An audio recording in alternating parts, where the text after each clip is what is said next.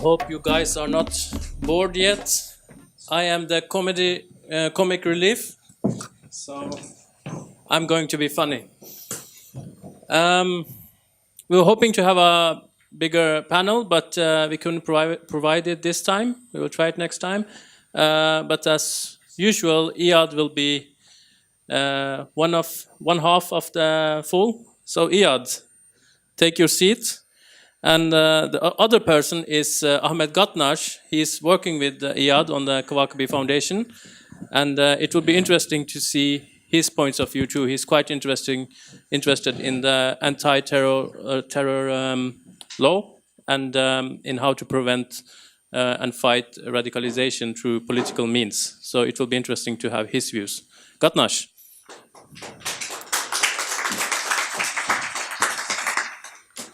So let me just sort out papers and look important before we start. You cannot finish up your speech, so we will try to cover those parts too. It is a very big topic, and I think it's really not possible to cover everything in half an hour. So this is what the discussion and the question and answer is for. Yes. There have been some people who are talking about the conveyor belt theory. And when we're talking about religion and radicalization, it's quite interesting to see that there are people who say that belief in Islam can lead to violent behavior, and others say that it's only socio-political teams that actually encourage it. So if you could continue with those aspects. Well, I think first I need to explain what the conveyor belt theory is.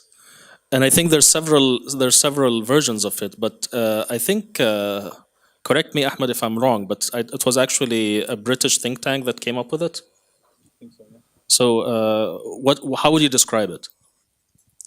So the idea is basically that there's a conveyor belt of radicalization, like a production line in a factory. You hop on at the beginning, and you get off at the end when you're a full extremist. So once you enter stage one, you will end in the same place. There's no other route for you to take. And once you take the first idea, you're definitely going to end up at the end stage, which is as a jihadist, basically.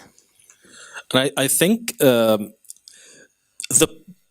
one of the problems here is that what they identified as the first step on that conveyor belt sometimes was things that were simply expressions of conservative behavior or religiosity.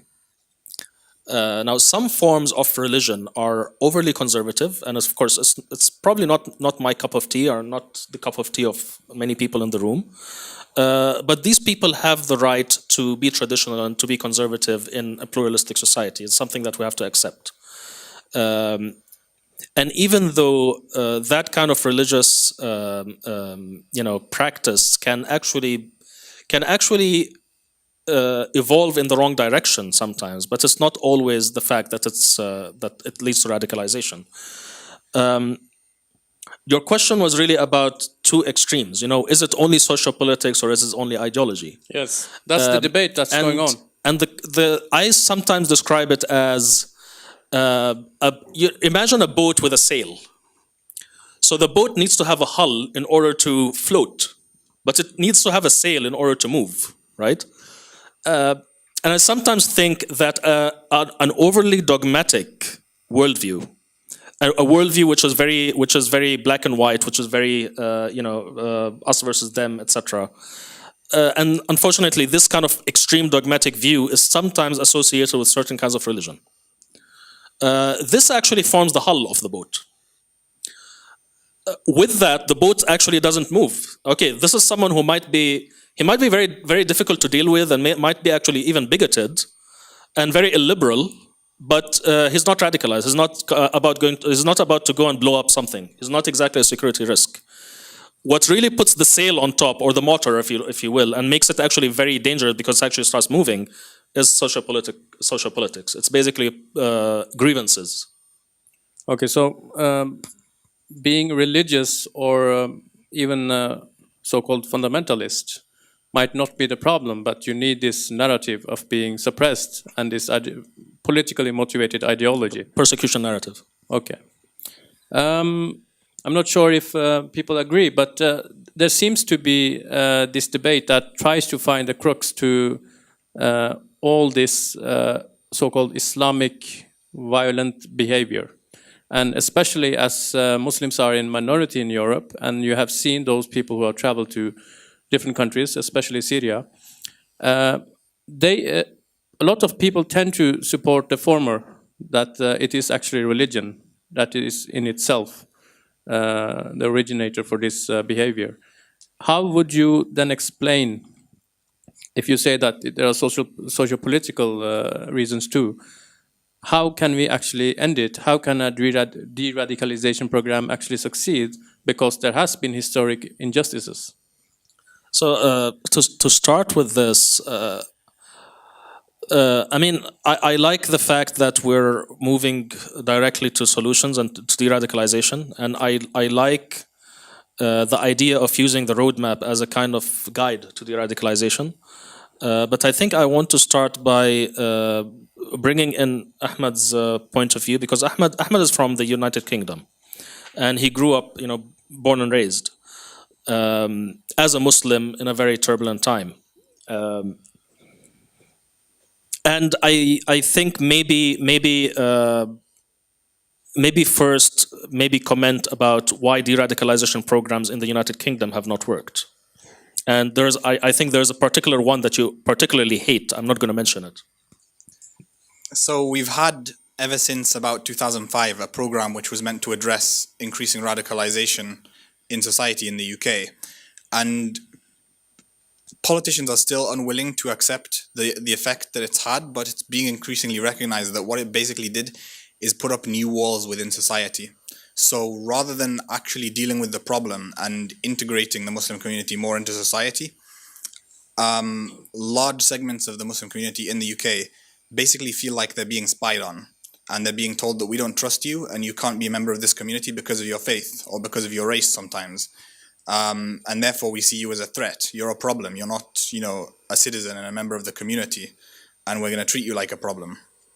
And that makes a kind of defensiveness, which then works against you, because when you have some ideas which you do want to actually criticize and fight against, you shut down the criticism. The community feels like we're being attacked. People are looking at us and making, accusations of extremism. Therefore, let's not have these internal debates right now. It's not the time. We need to be united.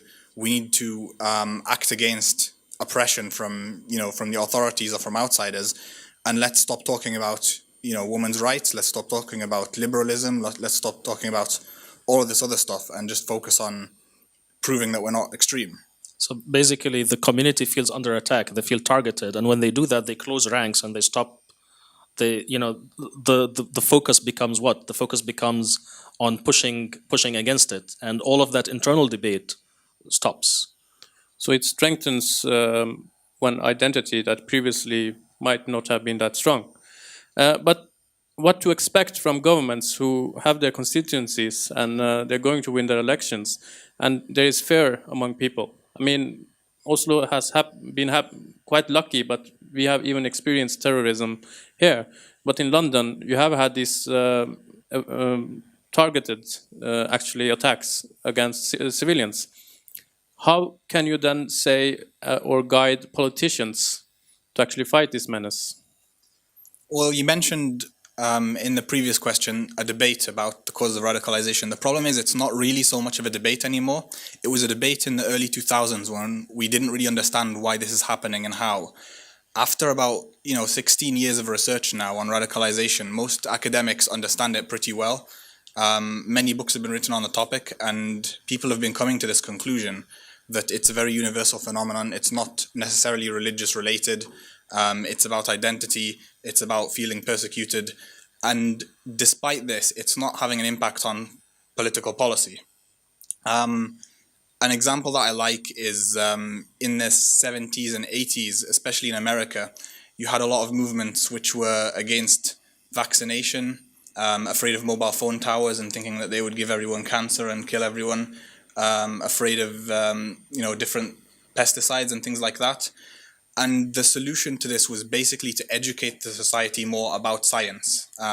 and they funded a lot of people, famous people like Jim Al-Khalili, Neil deGrasse Tyson, to do things like TV programs, radio shows, explaining science. They call it science communication. And this led to people being, less terrified of ordinary phenomena like mobile phones and more accepting of them. And what I think we need now, and a project that we're working on actually with Kawakibi Foundation, is increasing public understanding of radicalization. So you have bad policy being promoted by a lot of politicians. They don't have an interest in changing that unless the electorate demands that it's changed. When the electorate understands that these policies are actually inaccurate, then politicians will change them. So what you need to do is, rather than try to educate politicians and create policy papers and very intellectual high-level stuff, is you need to take these understandings and make them reach a wider audience, so ordinary people understand that it's not a thing that happens in mosques, for example. It's not a thing that happens in other countries. It's not a thing that happens in only certain groups, but it's a response to social pressures. So I think we can summarize it by saying that if you want to change policy, you need to actually popularize this understanding among the electorate rather than the politicians. Don't take my job, Iyad. When the Syrian war was quite young, there was some pictures and videos circulating around on social media that some people were gathering alcohol and trashing it, burning tobacco. There were a lot of young Muslims who liked these pictures. Back then, you didn't know who Jabhat al-Nusra or ISIS was. People liked these things until they knew it was Al-Qaeda or ISIS. Back again to the people who say conveyor belt theory. There are some things and there are some narratives that are quite popular. But then when violence comes up, people tend to shed away. Isn't that a religious thing? I mean, isn't being pious and wishing to implement it, wishing to eradicate alcohol, whatever is immoral, isn't that a religious influence? Well, I really love an article written by a friend, Mustafa Akyol, a few days ago. He's a columnist for New York Times, and he's a fellow Islamic liberal. And he grappled with this question. He wrote an excellent article for the New York Times, and he grappled with this very question about the role of religion. And I think we just have to acknowledge that not everyone understands religion the same. Religion is a very wide word. There are people who talk about religion as identity, so for them religion is almost a new tribe. There are also people who talk about religion as rules. So basically, religion is all about rules made by other people for you to follow. I think the point over here is, how do you view religion? Do you view religion as a way to look at yourself, to look at your own behavior, and to basically control your own behavior? Or do you look at it as a tool to control others?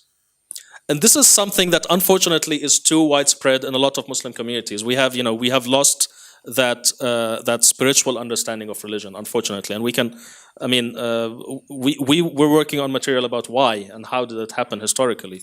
But the fact is that when religion really becomes more about controlling others, this is what happens. This is the consequence. There has also been, I will try to be the devil's advocate here, there have also been some instances or some surveys which tries to understand the Muslim population in Europe. They try to ask them, what do you think is supreme? Human-made laws, Sharia laws, and other things like human rights, women's rights, things like that. I feel like it is a kind of a nervous takedown on, can we be sure on this group or not? Can we actually accept or try to comprehend that there are some issues among Muslims, but they will not necessarily, or they are not the factor that will make people radicalized? Is it possible? I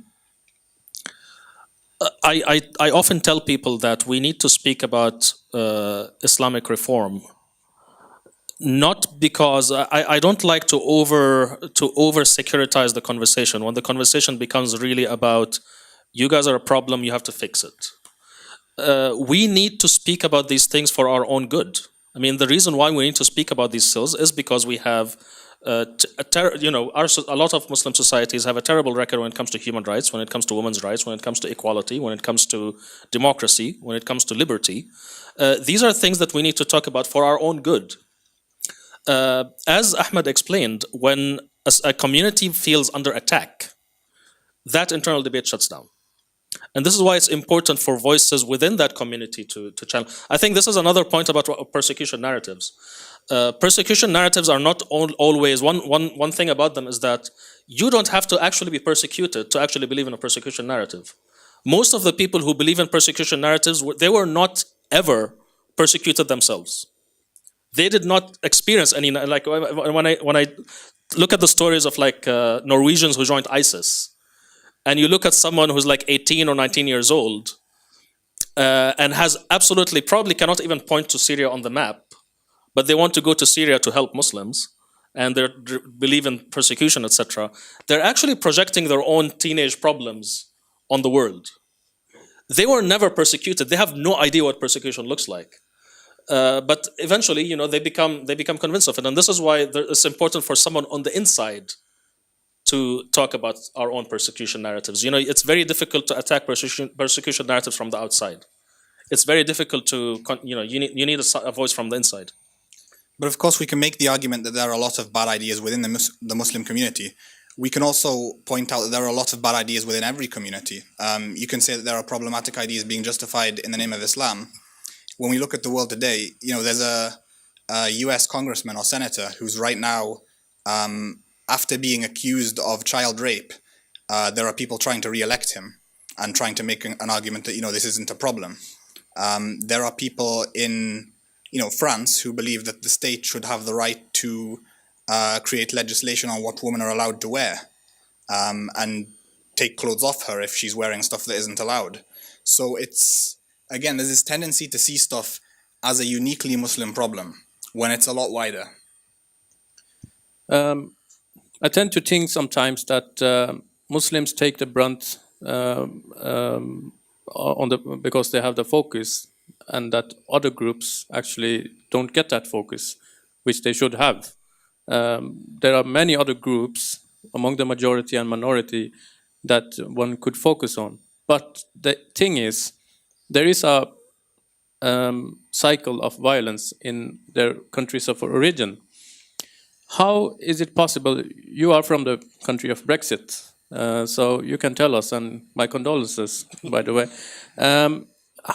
How do you think, because in Norway we are quite egalitarian in compared to other countries, how do you feel the Muslim community in Britain has evolved the last, let's say, 2 decades because of this focus? How is their identity? What part of it has strengthened? On the topic of Brexit, by the way, it's really interesting if you pull up the 7 steps of the radicalization roadmap and then open a British newspaper and just look through the headlines about the EU and look for supremacism, look for how Britain was once great and then we were destroyed by Europe, look for oppression narratives from the EU, look for otherization and how we're different and we'll never be, the same as Europe. It's all there. It's all the same stuff. With the Muslim community in the UK, it's a matter of evolution. And as an activist who was involved in the community a lot, especially in my student years, I often felt that issues I was trying to bring up and debates I was trying to open were stifled because of the idea that if you're trying to debate this, you're on their side. You're with the guys who are attacking us for being... Stifled by whom? I mean, your own community or the people within the community would basically say, look, we're under attack. This isn't the time to be talking about equal representation on mosque committees or, equal access, equal rights. Yeah, but when Iyad, you're saying that we have to talk about these things, and when you get stifled, how is it possible to actually talk of this issue? This is the most difficult part here, is because we have to have these conversations. But at the same time, reform is an internal conversation. Eventually, it is an internal conversation. You cannot have that conversation with outsiders. It's a conversation among ourselves, and that's why, for example, events like this are really important. But it's also important to actually realize that the more you make persecution creates identity, I mean, I would actually argue, I'm not sure if this is true or not, but I would actually argue that the level of Islamic commitment or Islamic identity, the feeling Islamic identity, in the last 20 years in Britain has strengthened, Yeah. right?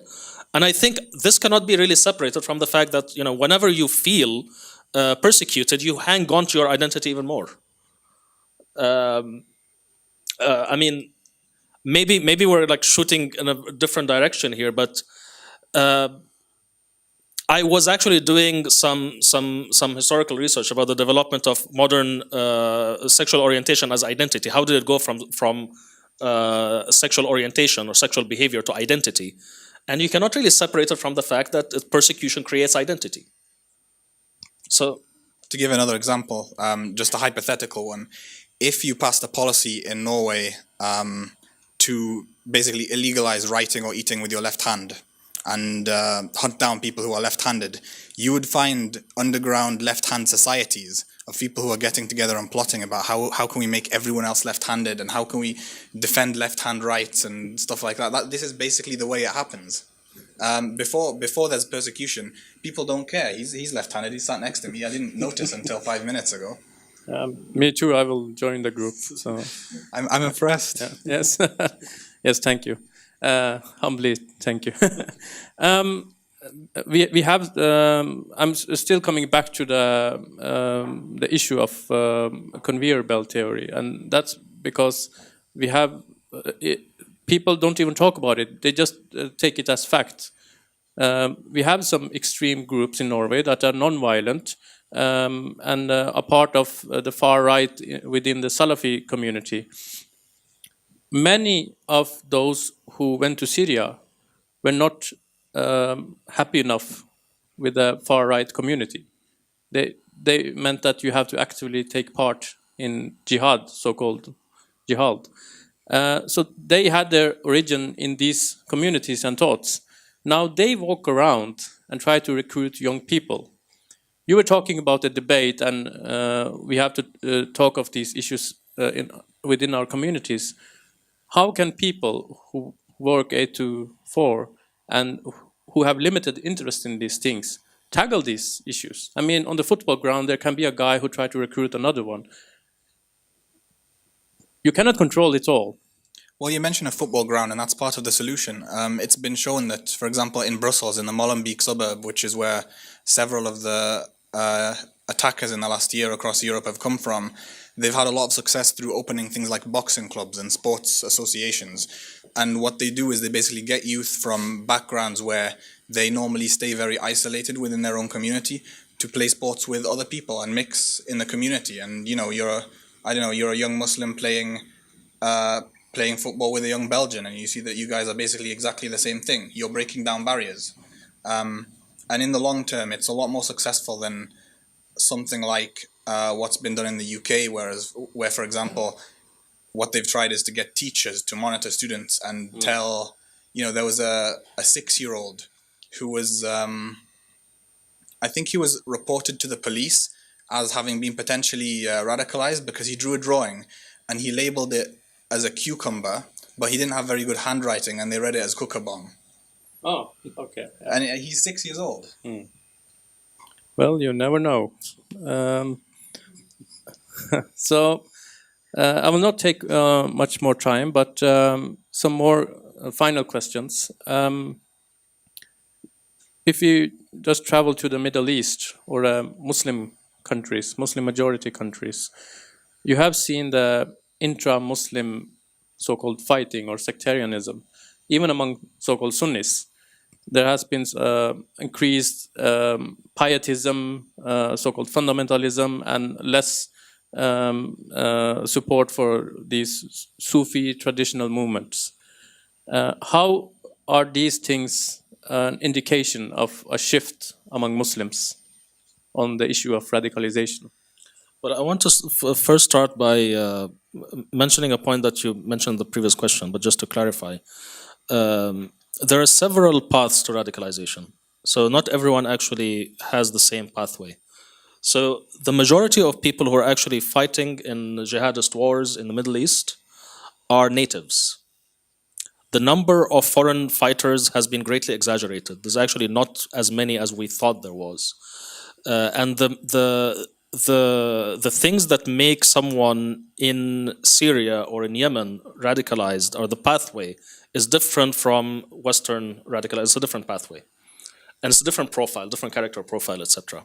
And these things are sometimes it gets tedious because sometimes when there's an attack, we actually go and find out the exact story. We want to know who this person is. But returning to your question about the shift in Muslim societies, and I don't want to go I don't want to go too far back. But when we did some research about when did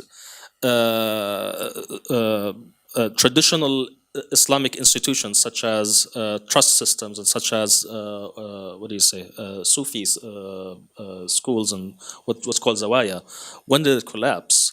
And we found that it's actually very much related to the rise of modern states. The reason is that a lot of these institutions, they were basically social institutions in society, and there was like those zawaya were actually there in every city. They were self-funded. They were actually funded by a trust system, a waqf system. When the modern state arose, the modern state basically monopolized the waqfs. They basically took the trust control of the trusts. So these systems kind of they were basically cut out of funding. They didn't have any funds. And there was a very slow decline until they basically, stopped functioning. The dynamism basically did not exist anymore. And this kind of maybe the point I want to land upon is something which is I speak about a lot, almost like a broken record, which is the need for free speech. The lack of free speech in a society is not a minor inconvenience. It's a major, major problem. Because when that happens, that society cannot produce new ideas. It cannot create new narratives. It cannot counter them, because the only people who are speaking in that society are the government and the people close to it, while mostly to serve themselves. And this is one of the biggest problems here. This is why someone like me, for example, who grew up his entire life in the Middle East, is an exile. Of course, the other part of it is that now that I'm in exile, I'm able to speak.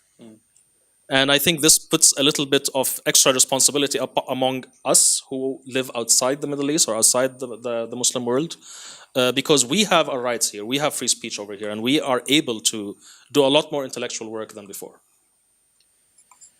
Back to Middle East, Saudi Arabia and Iran are mentioned quite often. Of course, among Western columnists too. And when some people try to describe the unfortunate trends among Muslims, they say that Muslims cannot live in democracy, look at their countries, things like that. But they also tend to say that if Muslims were to choose their governments, they would be Islamist governments. And you can look to Egypt. Ikhwan came to power. So what should be done? I mean, they're damned if they do and damned if they don't. If they try to adapt democracy, they have chosen wrong. Well, my government, my former government, the United Arab Emirates government, was very pleased with me when I was speaking against the Muslim Brotherhood in 2013 and 2012. And then suddenly they were very, very upset with me when I spoke against the military coup in 2013 in Egypt, which removed the Muslim Brotherhood government. Look, whenever you have democracy, you're going to get some good results and you're going to also get some bad results. When you have democracy, you're going to have populists. The Muslim Brotherhood and the other Islamists, people look at them as theocrats, but I don't look at them as theocrats. They're actually populists. They're Islamic populists. People like Erdogan, etc. They're not taking, Turkey towards something like Iran, but more like Russia or Putin model. So, I mean, how do I say this? Yeah. So we're talking about the birth of basically a political system. How do you change a political system?